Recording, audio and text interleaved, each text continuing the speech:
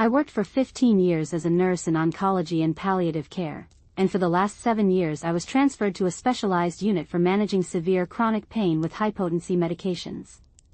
This isn't ordinary chemotherapy.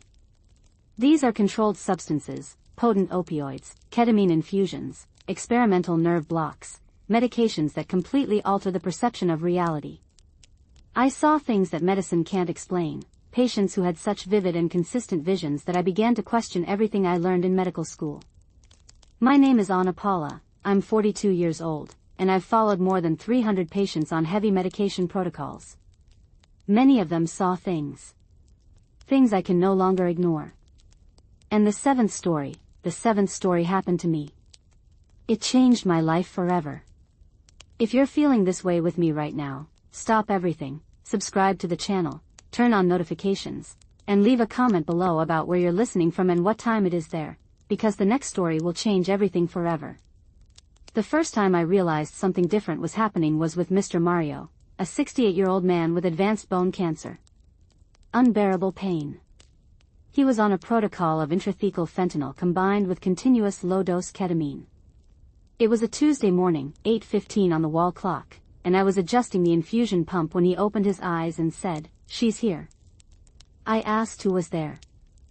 He smiled, with that slightly crooked smile from the medication, and said, "My sister Lucia."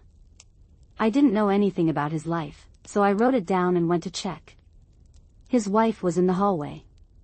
I asked about Lucia. She stopped walking, turned pale, and told me that Lucia had died 40 years earlier in a car accident.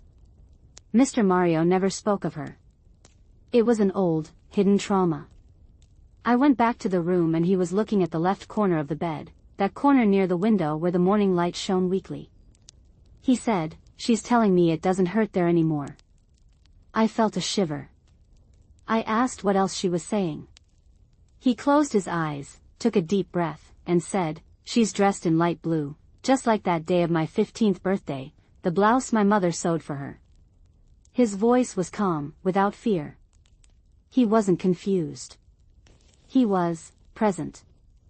I stood there for about 10 minutes. He continued talking to her. It wasn't a classic opioid hallucination, that agitation, that discomfort. It was a calm conversation, as if she were really sitting there. He would say, I know, thank you." And then he would look at me and smile. You know that feeling of interrupting an important goodbye? That's what it was like. His wife entered the room. He opened his eyes, looked at her, and said, "Lucia came to get me, but it's not time yet." His wife began to cry, held his hand, and he said, "When it's time, I'll go peacefully." Over the next 3 days, he improved. The pain lessened. The medical team was surprised. He was taken off the continuous infusion and switched to oral medication. 2 weeks later, he was discharged. Before leaving, he called me into the hallway. He was dressed in street clothes, a blue plaid shirt and jeans. He held my hand and said, "Thank you for not thinking I was crazy." I said I never thought so. He smiled and said, "She told me that when the time comes, it will be like this, calm, without fear, with her waiting for me." I didn't know what to say. I could only squeeze his hand. 6 months later, he passed away at home, in his sleep. His wife sent me a message. He smiled before he went. I cried reading that message. It wasn't sadness. It was relief. As if I knew he had truly found Lucia again. But I still had no idea what was to come. The second case was Mrs. Clyde, 59 years old, with severe fibromyalgia resistant to treatment. She was in an experimental protocol with intermittent infusions of moderate-dose ketamine, under supervision. She had a history of severe depression, a suicide attempt years before, and no longer responded to any conventional treatment. The pain was so intense that she could barely walk. During the third infusion session, I was monitoring her vital signs. Stable blood pressure, good oxygen saturation, normal heart rate. She was lying down, eyes closed, headphones playing classical music. Suddenly, she took off the headphones and said, "Turn that off." I turned them off. She opened her eyes, but she wasn't looking at me. She was looking at the ceiling, and tears began to stream down her face. I asked if she was in pain. She shook her head slowly and said, "I'm seeing my daughter." My heart raced. I knew she had lost a 5-year-old daughter 30 years earlier to leukemia. She never talked about it. The psychologist had reported that it was a complete emotional block. She continued, "She's here, next to the bed. She's bigger. She looks like she's about 20 years old now." Her voice was trembling, but not from fear. It was pure astonishment. She said, "She's holding my hand. I can feel her hand." I looked at her hands. They were open, relaxed. She murmured, "Daughter, my daughter." I stood there in silence while she talked. She said, "You've grown up, you're beautiful. I miss you so much."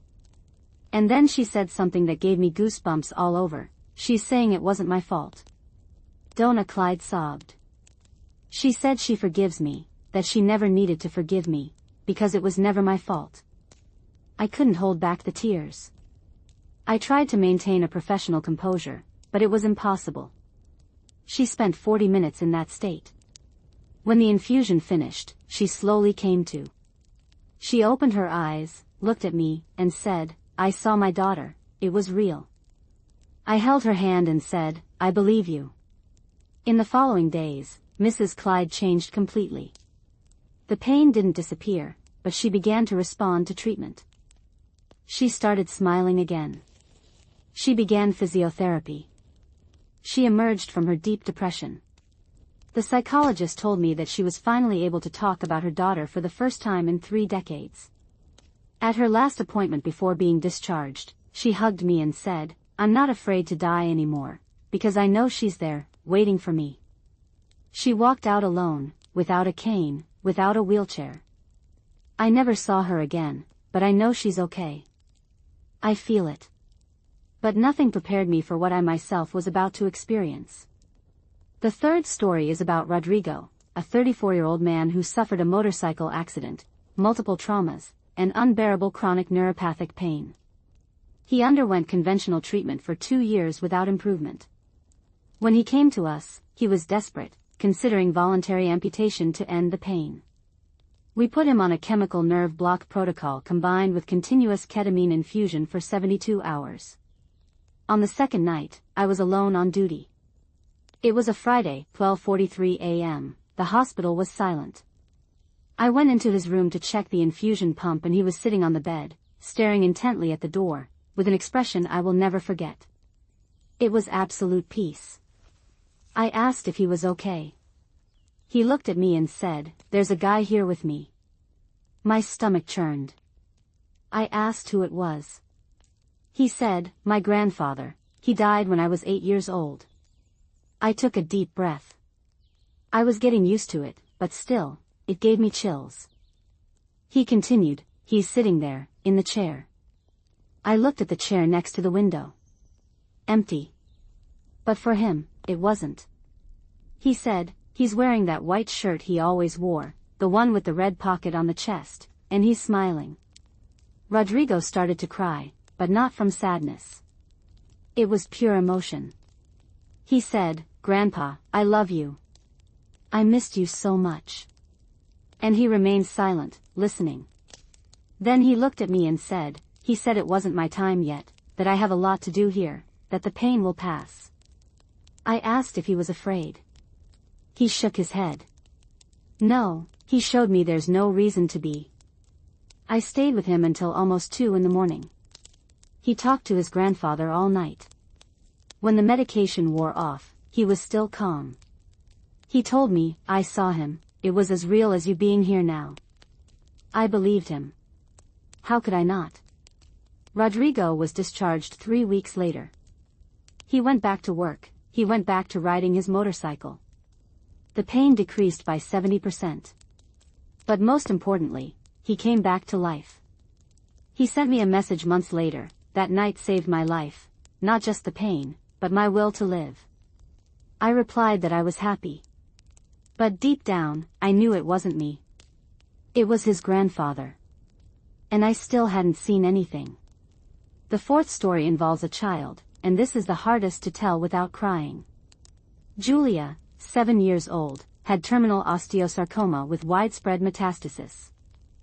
She was in palliative care, on heavy pain medication, high doses of morphine, and adjuvant ketamine. The whole family was devastated. Her mother never left her side. Her father could barely enter the room. One Sunday afternoon, with the sun streaming through the window of room 3, I was changing her 4-drip. She opened her little eyes, looked at me, and said, "Auntie, there's a pretty lady here." I asked who it was. She said, "I don't know, but she's very pretty, she's glowing." I called her mother. Her mother came running, thinking she was hallucinating. Julia said, "Mom, she's saying it doesn't hurt there, that there's a very big garden, full of colorful flowers." Her mother started to cry. I held her mother's hand. Julia continued, "She said she's going to take me to play there, that I can run again there." She hadn't run in 6 months. Her legs no longer responded. Julia smiled. That innocent, hopeful child's smile. She said, "My little dog Baidu is there too, waiting for me." Baidu had died 2 years before. Julia loved that dog. Her mother sobbed loudly, hugged her daughter, and said, "Then go with her, my love. Mommy will be all right." That night, at 11:22, Julia passed away. I was in the room. She opened her eyes one last time, looked at her mother and father, and said, "She came to get me." And she closed her eyes. It was quick, it was peaceful. It seemed like she had simply gone away to play. The mother hugged me in the hallway afterward. She said, "Thank you for believing in her." I couldn't say anything. I just cried along with her. Because I believed. How could you not believe a child who saw a garden full of flowers and her little dog waiting? After that, I learned that the pretty girl Julia saw was the exact description of her grandmother, who had died before she was born. The family showed me a photo. Blonde hair, light eyes, white dress. Exactly as Julia described. But there was still something that was most impossible to explain. The fifth case challenged everything I had learned about reality. It was Mr. Antonio, 76 years old, with end-stage heart failure, recurrent pulmonary edema, and constant chest pain. He was on continuous infusion of fentanyl and midazolam, a pre-terminal comfort protocol. The entire family was at the hospital, 5 children, 12 grandchildren, and his wife of 50 years. In the early hours of Wednesday morning, at 3:40 a.m., he went into cardiac arrest. The emergency team began resuscitation. I was in the room. We performed CPR for 7 minutes. We managed to reverse it. He came back. Vital signs were stable. Everyone breathed a sigh of relief. When he woke up, about 2 hours later, he looked at his wife and said, "I saw everyone." She asked who. He said, "My father, my mother, my brothers, everyone together, in a bright place, too bright." His wife held his hand. He continued, "And I saw you down here too. I saw the doctors on top of me, the nurse by my side. I saw everything." I froze. He looked at me and said, "You had a coffee stain on your left sleeve, and you were crying." I looked at my sleeve. There was a small brown stain from when I had drunk coffee in a hurry before the emergency. I hadn't cried, but my eyes had watered during the resuscitation. No one had seen me. I was wearing a mask. He described the exact position of each person in the room. He described the doctor who led the resuscitation, said she was wearing a gold watch, that one of the nurses tripped over the defibrillator cord, that someone had dropped a pen on the floor to the right of the stretcher. All true. Every detail. But that wasn't all. He said he'd seen his youngest son, Pedro, sitting in the hallway, crying, with his head in his hands. I went to check. Pedro was exactly like that. He said he'd seen his wife praying in the corner of the waiting room, holding a blue rosary. It was true. She confirmed it. The rosary was baby blue, a gift from her mother. Mr. Antonio said, "I didn't want to go back, it was so beautiful there, so peaceful, but my father said it wasn't time yet, that I had to go back to say goodbye properly." He lived for 8 more days. He had time to talk to each of his children, each grandchild, to hug his wife and say everything he needed to say. When he finally passed away, he went sleeping, without pain, without suffering. The doctor who led the resuscitation, Dr. Fernanda, came to talk to me afterward. She said, "I don't believe in life after death, but what that man saw, he couldn't have known. He was clinically dead." I said that I didn't understand either. But that I had seen more cases like that. And that, more and more, I believed. And there was more, much more. The 6th case was the most striking because it happened to 4 people at the same time. It was a Friday afternoon, intensive care unit, palliative care ward. For terminal patients, all on comfort protocols with opioids and mild sedatives, all conscious, all in different rooms. I was on duty with 2 other nurses, Patricia and Joanna. At 5:47 p.m., Mrs. Rosa, from room 1, called. I went there. She said, "There's a light at the end of the corridor." I thought it was the sun coming in through the window. But she insisted, "No, it's a different light, warm, golden, it's coming this way." I left room 2 and went to room 2. Mr. Fernando was sitting on the bed, looking at the door, and said exactly the same thing, "There's a light in the hallway." My heart raced. I went to room 3. Mrs. Marta was crying, smiling at the same time, and said, "Do you see the light, daughter?" I ran to room 4. Mr. Joao said, "They came to get someone, the light is here." I went back to the hallway. I called Patricia and Joanna. The 3 of us stood there, staring. We didn't see any light. But the 4 patients, in separate rooms, without contact with each other, all saw it. They all described the same thing. A warm, golden light, coming from the hallway, getting closer. Mrs. Rosa passed away that night at 8:30. It was a peaceful death. Mrs. Marta passed away 2 days later. Mr. Fernando, 4 days later. Mr. Joao was the last, a week later. They all died peacefully, without fear, saying they saw the light. Patricia, who had worked there for 20 years, told me, "I've never seen anything like it, 4 patients seeing the same thing at the same time." Joanna said she had read about shared near-death experiences, that Dr. Raymond Moody, Dr. Bruce Grayson, and other researchers talk about it, that relatives of patients sometimes see the same light, feel the same presence. But 4 patients at the same time? She had never seen that before. Me neither. And I confess that it shook me. Because if it were a hallucination, everyone would have a different hallucination. But it was the same light. The same phenomenon. At the same moment. How to explain it? But the most important story of all was still missing. Mine. 3 months after those events, I started experiencing severe abdominal pain. I went to the doctor. They did tests. They found a tumor in my ovary. A large one. Urgent surgery. I was terrified. I, who had seen so many people facing pain, illness, death. I was scared. Very scared. I had the surgery on a Thursday morning. General anesthesia. Everything went well, technically. But during recovery, I had complications. Anaphylactic shock due to an adverse reaction to one of the post-operative medications. Cardiorespiratory arrest. The medical team had to resuscitate me. And it was there that I experienced what all those patients had told me. I saw it. I felt it. I was conscious, but I wasn't in my body. I was above the stretcher, looking down, watching the doctors working on me.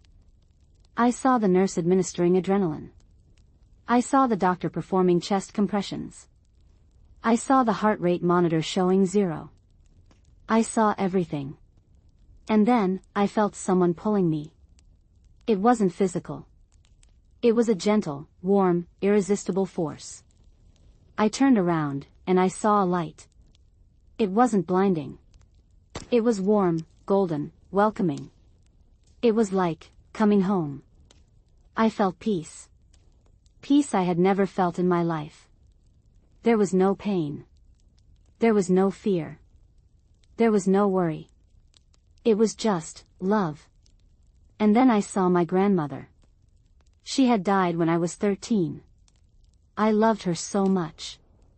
And she was there, in front of the light, smiling at me, with her arms open. She said, "My daughter, you are so loved." It wasn't a physical voice. It was as if I felt the words inside me. I cried. I cried with happiness.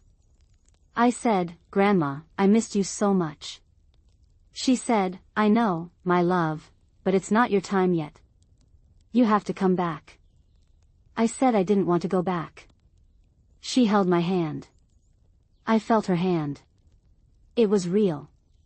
As real as anything I had ever touched. She said, you need to tell them there's nothing to fear, that this place is beautiful, that we're waiting." I said, "They won't believe it." She smiled and said, "You'll find the ones who need to hear it." And then, I felt a sharp pain in my chest. The light began to fade. My grandmother let go of my hand and said, "I love you, I will always be with you." I screamed, "Grandma, don't go." And then I woke up. I was in the ICU. Tube in my throat. Monitor beeping. Doctors all around. I desperately pulled the tube out, trying to breathe, trying to speak. The doctor calmed me down. Said I'd had a cardiac arrest, but that everything was okay now. I cried. I cried a lot. Not from relief. From longing. Longing for that place. For that love. For that peace. I spent 3 days in the ICU. Then another 5 days in the ward. I was discharged a week later. I went back to work a month later. But I wasn't the same anymore. I knew. I didn't believe it anymore. I knew. Death is not the end. Death is a transition. Death is going home. And on the other side, there is love. There is light. There is comfort. And there are those who love us waiting for us. Now, when I'm taking care of patients, when they tell me they saw someone, that they saw light, that they saw a garden, a beautiful place, I believe them. Because I saw it. And when they ask me if they have to be afraid, I hold their hand and say, "No. You don't need to be afraid. It's beautiful. It's peace. And you will be with the one you love." I've lost my fear of death. Completely. And you know what's most beautiful about all this? It's that now I live better. I love more. I forgive more. I'm more grateful. Because I know that this life here is a passage, and that what truly matters is the love we leave behind and the love we carry with us. If you've made it this far with me, thank you. Thank you for listening, for believing, or at least for considering that maybe, just maybe, there's something much bigger than we can understand. I don't have all the answers. I can't scientifically explain everything I saw. But I know what I felt. I know my grandmother was there. I know that place exists. And I know that when my time truly comes, I will return there, home, to the light, to love. And you will too. We don't end when our hearts stop. We continue. And on the other side, everything is fine. Everything is at peace. Everyone is waiting. Don't be afraid. Live your life intensely, with love, with purpose. Because when you get there, the only thing that will matter is how much love you gave and how much love you received. The rest is just detail. I know. I saw it. And now, I live knowing that death is not the end. It's just the beginning of another journey. A beautiful journey, full of light, full of peace, full of love. And I'm not afraid anymore. Not even a little bit. Because I know my grandmother is there, waiting. And one day, when it's truly my time, I'll run to her, I'll hug her, and I'll say, "Grandma, I told you. I told everyone that there's no need to be afraid." And she'll smile, and she'll say, "I know, my child. I always knew you would tell. Thank you for being here with me. Thank you for listening. And remember, don't be afraid. Never be afraid. Because on the other side, there is love. Only love."